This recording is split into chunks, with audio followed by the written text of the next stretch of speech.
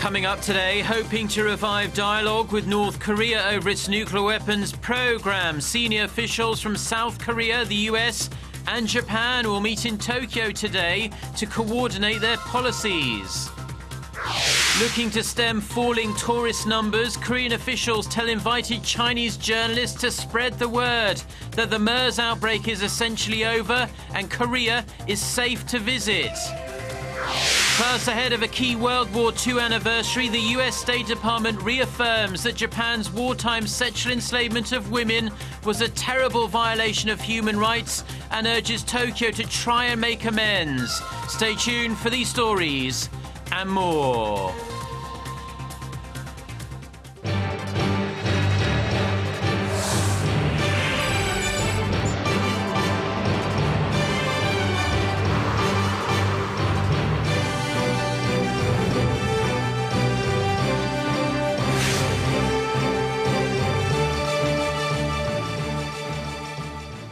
Hello and welcome. It's 6 a.m. on Friday, July 31st here in Seoul. I'm Mark Broome and you're tuned in to our early morning edition of Arirang News.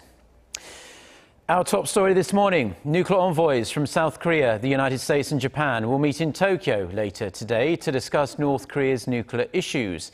South Korea's Director General for North Korean Nuclear Affairs at the Foreign Ministry, Kim Gon, will join his US counterpart Sidney Seiler and Japanese counterpart Shigeki Takizaki to discuss ways to bring the North back to the denuclearization talks.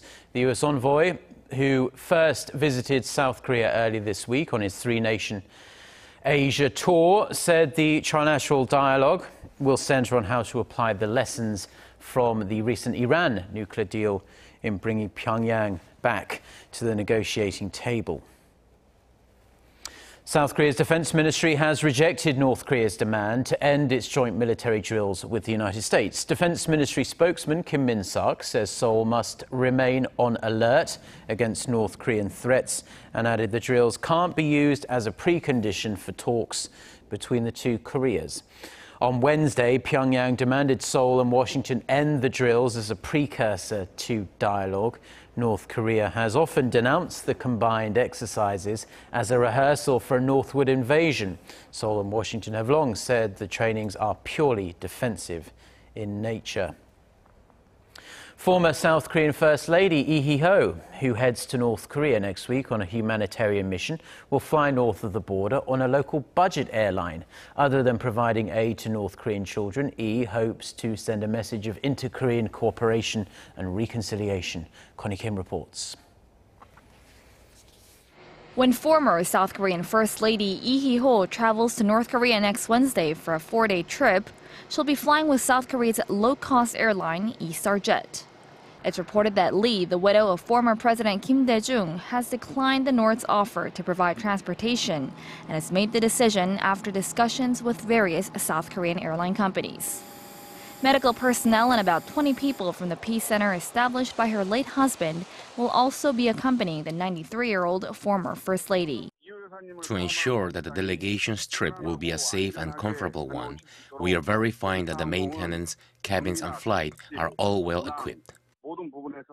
Lee's trip is mainly focused on providing aid to North Korean children. She'll be visiting children's hospitals and daycare centers in Pyongyang.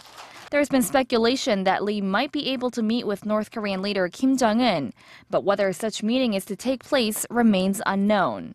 But what's certain is that Lee hopes the trip will be an opportunity to improve inter-Korean relations and promote cooperation.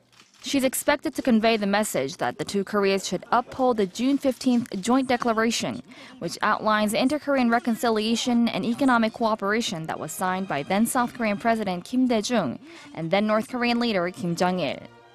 Lee initially expressed her wish to visit Pyongyang last winter, but the plan was postponed due to the cold weather and health-related problems. Connie Kim, Arirang News.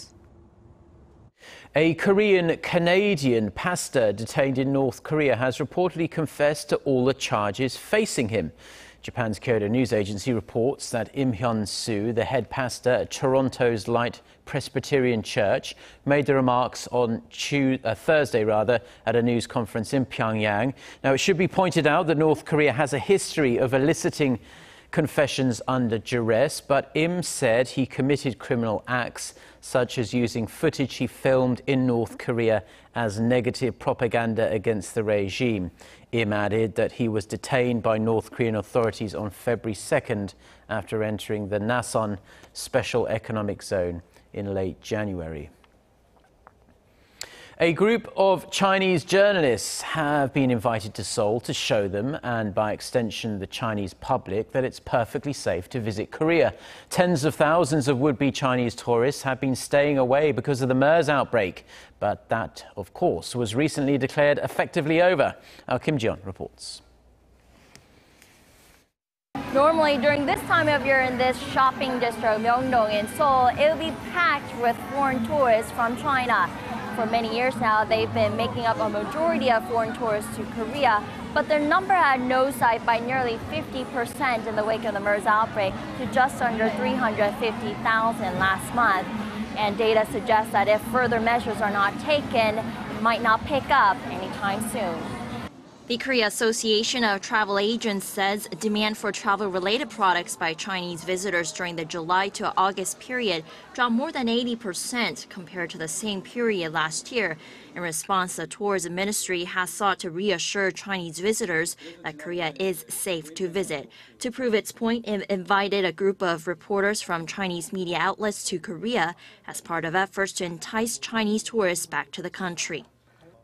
An exchange group comprised of 500 Koreans is scheduled to be sent to Beijing late next month. Their goal will be to ensure that cultural exchanges and tours between Korea and China go ahead as planned. During their 6-day visit to Korea that started Wednesday, the invited journalists will have the chance to tour and report on Korean tourism after visiting some of the travel destinations favored by Chinese tourists. This is my third time visiting Korea, and I could see the number of people in touristy areas has decreased compared to before. During this trip, however, I also learned that Koreans are not largely affected by the MERS outbreak anymore. When I go back to China, I plan to tell my friends that it's safe to visit Korea again. The ministry also plans to lure tourists through its annual Korea Grand Sale program, which originally takes place in the winter but will start next month and run through the end of October. During that time, local businesses in the tourism sector will be initiating promotional events and major discounts for tourists. Kim Ji-yeon, Arirang News. More damaging claims have been made against Korea's spy agency over its alleged surveillance of citizens. A Canadian researcher says the National Intelligence Service wanted to use a malware program to tap into private messages sent over the country's most popular messaging service, KakaoTalk. Park Ji-won reports. The main opposition party ramped up the pressure on the NIS on Thursday with revelations at a seminar it hosted at the National Assembly. There, panelists discussed the illegality of the spy agency's alleged surveillance methods and technological tools for getting to the truth of the matter. A research fellow at Citizen Lab, the University of Toronto research team that discovered that 21 countries, including Korea, had purchased the Italian spyware program, also joined in via video teleconference. He said based on leaked data from when the Italian hacking company was itself hacked earlier this year, the NIS asked the Italian company to add a feature to the program that would allow it to monitor conversations and messages on KakaoTalk, a smartphone application widely used in Korea. There was an instance where hacking team employees traveled to Korea to hear the concerns of the NIS. And one of the issues, according to hacking team, that the NIS raised is that they wanted the RCS spyware to be improved or to add the feature to be able to spy on KakaoTalk conversations and messages. He added, however, it's not known whether hacking team ever changed the spyware tool to add the function. He also said the NIS asked hacking team for support for a phone call recording function, specifically mentioning SK Telecom, Korea's mobile carrier. The Liberal Party vowed to uncover the truth behind the allegations, saying the NIS is threatening national security, implying a loss of credibility with the Korean public and in its intelligence gathering ability. If we can't find the truth in committee, then we'll push for parliamentary inspection. And if the allegations are not resolved through a prosecutorial investigation, we'll need an independent counsel.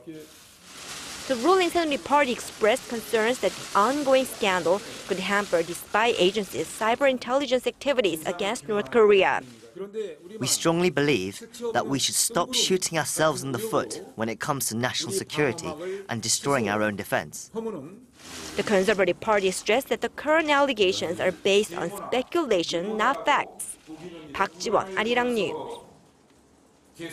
The U.S. State Department has reaffirmed that victims of Japan's wartime sexual slavery were trafficked by the country's military, describing the atrocity as a terrible violation of human rights. In a comment to Seoul-based Yonhap news agency, U.S. State Department spokesperson Katina Adams said Washington's policy on the trafficking of women for sexual purposes remains the same. She also urged Japan to handle the issue in a manner that promotes healing and reconciliation for all parties. The statement comes after some lawmakers from Japan's ruling Liberal Democratic Party kept pushing to whitewash Japan's wartime wrongdoings. They are calling on Prime Minister Shinzo Abe to take more aggressive measures to address what they claim are misunderstandings about the women who were forced into sexual slavery during World War II.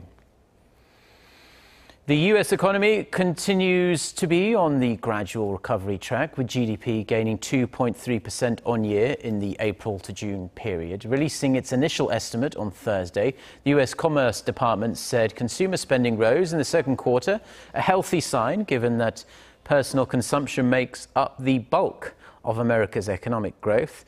Analysts say the growth rate is good after a slow first quarter, but not particularly great, as it fell short of what economists on Wall Street predicted before the release.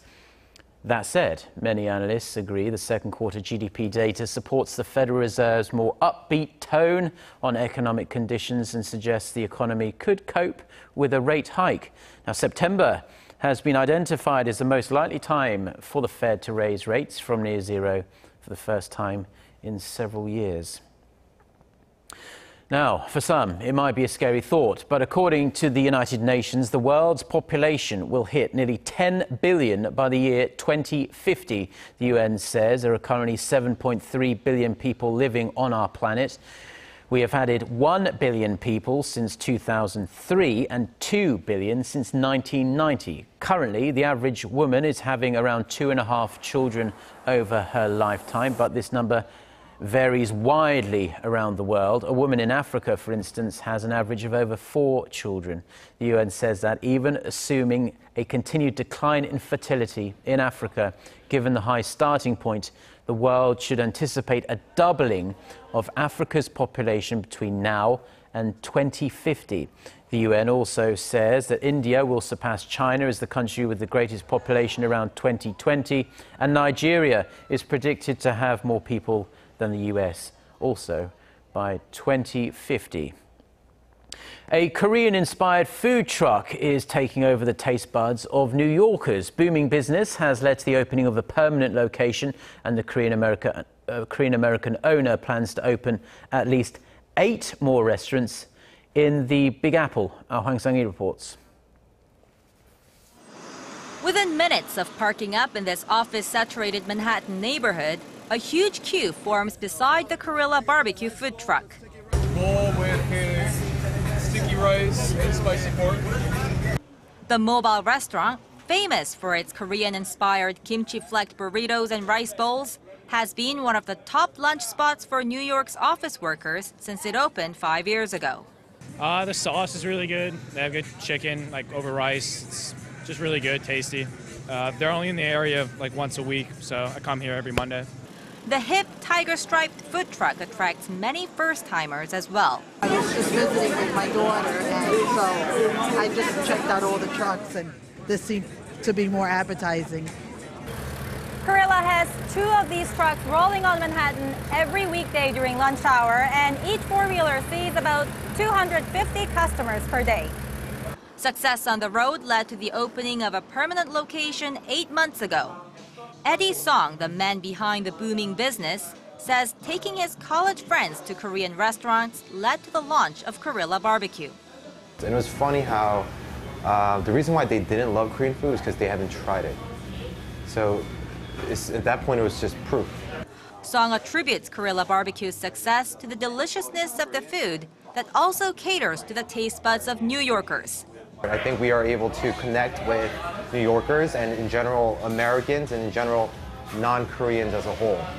Because they say if you make it here, in New York City, you can make it anywhere. So I think we're proving that right now. Going forward, Korea plans to open at least 8 new locations in Manhattan and expand into other cities like Boston and Washington, D.C. But of course, its signature bright orange trucks will continue to roam the streets of the Big Apple. Hwang Sang-hee, Arirang News, New York.